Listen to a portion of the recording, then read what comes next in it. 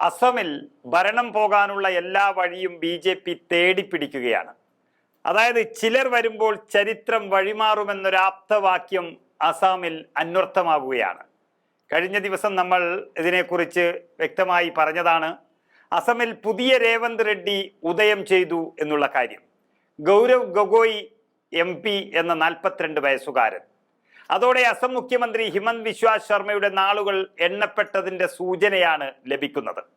ലോകസഭയിലെ കോൺഗ്രസ് ഉപനേതാവ് ഗൗരവ് ഗൊഗോയ്ക്കെതിരെ ബി.ജെ.പിയും അസം മുഖ്യമന്ത്രി ഹിമന്ത് ബിശ്വ ശർമ്മയും ക്രൂരവും അപകീർത്തികരവുമായ പ്രചരണവും വ്യക്തിഹത്യയും നടത്തിയതായി അങ്ങനെ കോൺഗ്രസ് തന്നെ വ്യക്തമാക്കിയതോടെ ഗൊഗോയിയുടെ അസം പിടിക്കാനുള്ള പോരാട്ടം ദേശീയ ശ്രദ്ധ ആകർഷിക്കുകയാണ്. ജോർഹട്ട് ലോക്സഭാ സീറ്റിൽ ഗൊഗോയ് വിജയിക്കുകയും അസം മുഖ്യമന്ത്രിയുടെ അഴിമതി തുറന്നുകാട്ടുകയും ചെയ്യുന്നതിനാലാണ് ബി.ജെ.പി. അദ്ദേഹത്തെ അപമാനിക്കാൻ ശ്രമിക്കുന്നത് എന്ന യാഥാർത്ഥ്യമാണ് കോൺഗ്രസ് ഇപ്പോൾ തുറന്നുകാട്ടുന്നത്.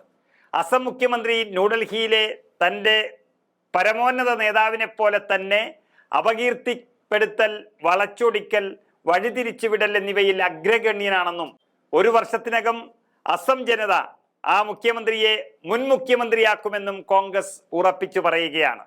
അതായത് ഗൊഗോയിയുടെ ബ്രിട്ടീഷുകാരിയായ ഭാര്യ എലിസബത്ത് കോൾബേൺ പാക് ചാരവനിതയാണെന്ന ഒരു ആരോപണമാണ് ബി.ജെ.പി. ഉയർത്തിയത്.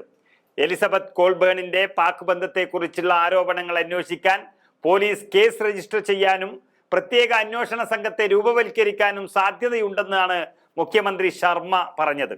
ഗൊഗോയിയുടെ പിതാവും മുൻ മുഖ്യമന്ത്രിയുമായ തരുൺ ഗൊഗോയി ഭരണത്തിലിരിക്കുമ്പോൾ പാക് ചാരസംഘടനയായ ISI ഇതേ മുഖ്യമന്ത്രിയുടെ ഓഫീസിലേക്ക് നുഴഞ്ഞുകയറാൻ ശ്രമിച്ചിരുന്നു എന്നൊരാശങ്ക സംബന്ധിച്ച് വിശദമായ അന്വേഷണം നടത്തുമെന്നാണ് ശർമ്മ പറഞ്ഞിരുന്നത്.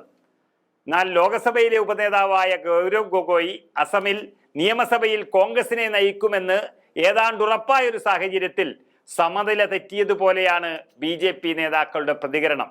അതിനർത്ഥം ഗൊഗോയ് അസമിൽ പകരം വെക്കാനില്ലാത്ത നേതാവാണെന്നും തെലങ്കാനയിലെ രേവന്ത് റെഡ്ഡിയെ പോലെ 1 വർഷത്തിനുള്ളിൽ കോൺഗ്രസ് തരംഗമുണ്ടാക്കുമെന്നുമുള്ള എല്ലാ സൂചനകളും ബി.ജെ.പിക്ക് ലഭിച്ചു കഴിഞ്ഞു. അതോടെയാണ് സത്യവുമായി പുലബന്ധം പോലുമില്ലാത്ത വാർത്തകൾ പ്രചരിപ്പിക്കാനായി സ്വാതന്ത്ര്യ സമരത്തെ ഒറ്റുകൊടുത്തവരുടെ പിൻഗാമികൾ രംഗത്തിറങ്ങിയത് എന്നാണ് കോൺഗ്രസ് പറയുന്നത്. അതുകൊണ്ട് തന്നെ ബി.ജെ.പിക്കെതിരെ നിയമ നടപടി സ്വീകരിക്കുമെന്നാണ് ഗൗരവ് ഗൊഗോയ് തന്നെ ഇപ്പോൾ വ്യക്തമാക്കിയിരിക്കുന്നത്. അതാണ് അസമീസ് ഭാഷയിൽ തൻ്റെ ഭാര്യയെ അഭിസംബോധന ചെയ്തുകൊണ്ട് കത്തെഴുതുകയും അത് സോഷ്യൽ മീഡിയയിൽ പങ്കുവെക്കുകയും ചെയ്തത് അദ്ദേഹം.